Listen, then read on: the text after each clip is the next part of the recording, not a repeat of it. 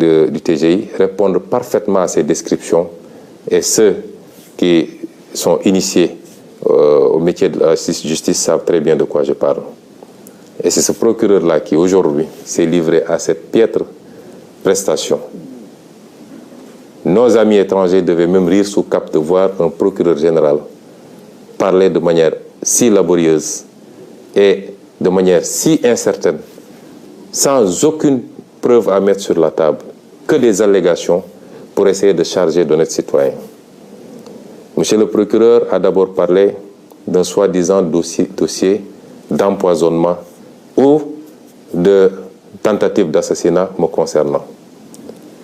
Mais tous les spécialistes du droit savent qu'un procureur, même s'il devait s'autosaisir, doit au moins entendre le principal concerné avant d'aller entendre d'autres personnes.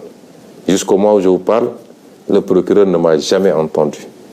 Personne ne m'a jamais convoqué pour me parler de ce dossier. Je n'ai pas déposé de plainte et voilà une justice qui pourtant a un certain nombre de plaintes émanant de moi sur sa table. Je rappellerai au procureur général lui-même qu'il a 3 plaintes au moins sur sa table que j'ai déposées. Une plainte, 2 plaintes contre des avocats et une plainte contre un ancien procureur. Vous avez des plaintes sur votre table que vous ne traitez pas. Et vous vous empressez d'aller convoquer la presse pour raconter des histoires sur un dossier où il n'y a ni plainte ni autosaisine. C'est inédit dans les annales du droit de voir un procureur sur un dossier qui n'existe pas. Il n'y a pas de plainte, il n'y a pas d'autosaisine. Un procureur mobiliser toute la police pour soi-disant entendre des médecins, entendre des citoyens, faire tout un cirque pour aboutir à dire que c'est un pauvre citoyen qui serait à l'origine d'une tentative d'empoisonnement. Ce procureur manque de courage parce que ils ont été arrêtés, le chargé de communication du parti, M. El Malick Ndiaye. Mais c'est moi-même qui ai dit, et je le redis ici, que j'ai été victime d'une tentative d'assassinat de la part de la brigade d'intervention polyvalente, unité d'élite de la police. Je le dis et je le redis.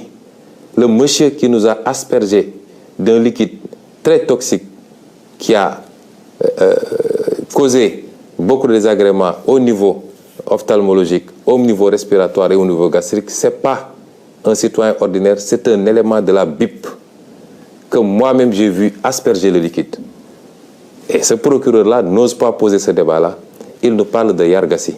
Je voudrais dire aux Sénégalais que M. Yargassi est un petit frère à moi, est un militant du parti, qui est toujours à côté de moi. Si vous avez l'habitude de voir les vidéos, même quand j'embarque à l'aéroport pour aller à Ziguinchor, jusqu'au pied de l'avion, c'est M. Yargassi qui m'accompagne. C'est ce monsieur-là que M. Bahoumé allait prendre avec les autres farfelus du parquet pour le désigner en disant que c'est lui qui aurait tenté de m'empoisonner.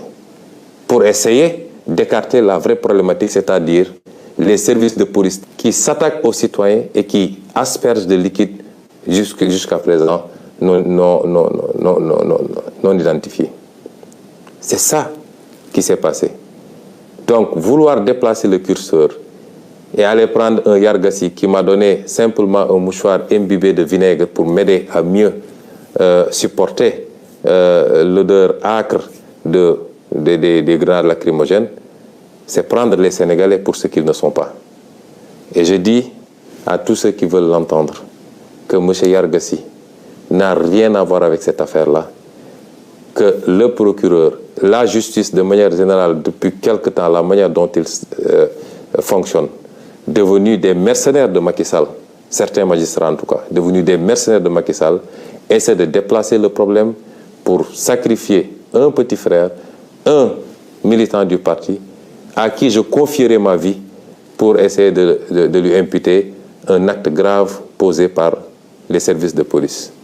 Au-delà, de quoi est-ce que ce procureur a peur? M. Ousmane Sonko n'a pas déposé une plainte, a clairement dit que c'est la police qui lui a aspergé de ce liquide. Je n'ai pas été informé d'une autosaisine. Je n'ai pas été entendu. De quoi est-ce qu'ils ont peur? Au point de faire des réquisitions dans les laboratoires d'analyse, de convoquer tous les médecins pour essayer de savoir le contenu des analyses. Qu'est-ce qu'ils ont à se reprocher? Eux-mêmes savent exactement ce qu'ils ont aspergé sur nous, moi-même, Maître Clédor Ciré Ly, et dans une moindre mesure même, M. Guy Marius Sagna. Je peux rassurer le procureur, ce qui doit être analysé le sera. Nous l'avons envoyé où il faut, parce que nous savions qu'ici au Sénégal, il mettrait la pression sur tous les laboratoires pour ne pas que les choses soient transparentes. Nous avons envoyé là où nous devons envoyer. Il nous a été promis que les résultats seront connus dans les prochains jours. Nous attendons de savoir qu'est-ce que donneront ces analyses-là. Ce n'est pas la peine, en attendant, de s'agiter autrement, monsieur le procureur. Restez tranquillement à votre place.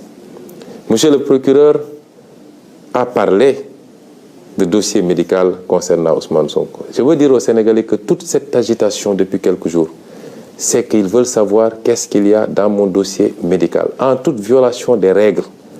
Parce qu'aucun juge n'a ordonné la levée du secret médical.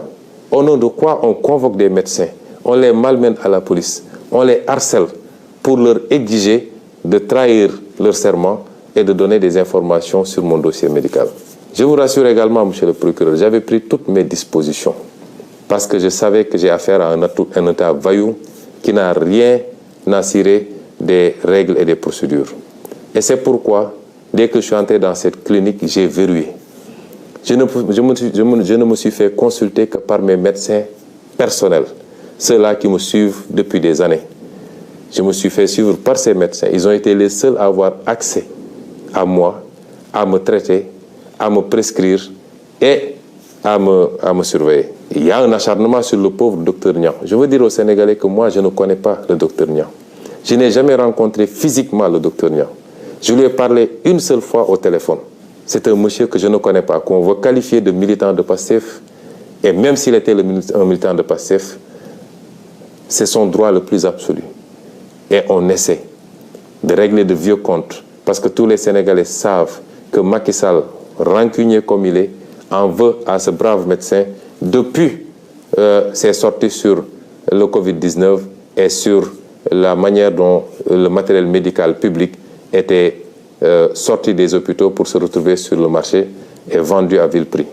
Depuis lors, tout le monde sait qu'il y a un acharnement sur le docteur Niang et sur sa clinique et qu'il leur suffisait d'un prétexte pour essayer de lui nuire. Le docteur Niang ne m'a pas consulté. On ne s'est même pas vu puisqu'il devait partir au Fouta pour des raisons familiales. C'est mes médecins personnels, mon pneumologue, mon ophtalmologue, mon orthopédiste, mon médecin généraliste, eux seuls ont eu accès à moi. Et quand j'en ai terminé, comme je vous le dis, connaissant bien les pratiques de cet État voyou, je n'ai pas laissé mon dossier médical sur place. Et c'est pourquoi je suis étonné d'entendre monsieur le procureur citer un dossier médical. Mon dossier médical est ici avec vous. Je ne l'ai pas laissé là-bas. Tout ce qui a été prescrit est ici parce que je savais qu'ils allaient faire de l'inquisition, parce que ce n'est pas de la perquisition, pour essayer d'avoir accès à mon dossier médical qui relève de ma vie privée et qui ne peut en aucun cas, dans ce cas d'espèce, être à disposition des enquêteurs. S'ils veulent ce dossier médical, ils n'ont qu'à venir le chercher chez moi. Ce dossier, il a cité un dossier H23 00167, évidemment. Le dossier, s'il y a un résidu de dossier, il ne concernera que la partie hôtellerie parce que j'ai séjourné pendant quelques jours. Mais pour tout le reste, le dossier médical est ici, entre mes mains, et ne sera jamais à disposition de cette parodie de justice. Ceci dit, je voudrais rassurer les Sénégalais. Le dossier est suivi comme il doit être suivi. J'ai bénéficié d'un bon traitement de la part de mes médecins. Nous avons envoyé des échantillons là où il fallait, dans plusieurs endroits à l'étranger. Nous attendons les résultats. Et si les résultats concluaient dans tel ou tel sens, si rien n'a été découvert, on vous le dira. Si évidemment c'est des produits toxiques qui ont été découverts, nous vous le dirons également. Mais je maintiens, je signe, je persiste et je réitère à dire que j'ai été victime d'une tentative d'assassinat. Et ce n'était pas la première, parce que rien que le fait de casser la vitre de ma voiture avec des éclats de vitres qui auraient pu me trancher la gorge, ou qui auraient pu se retrouver dans mon œil, rien que cela est une tentative flagrante d'assassinat, en tout cas de faire très mal. Et je le réitère, cette tentative émane exclusivement des forces de police, je le dis, puisqu'il y avait des gendarmes et des policiers sur place, je le dis, celui qui nous a aspergé ce liquide est un élément de la BIP. Je le réitère, et si le procureur veut entendre quelqu'un, c'est moi qui aurais dû être entendu, au lieu de faire tout ce cirque-là à convoquer des innocents, à arrêter des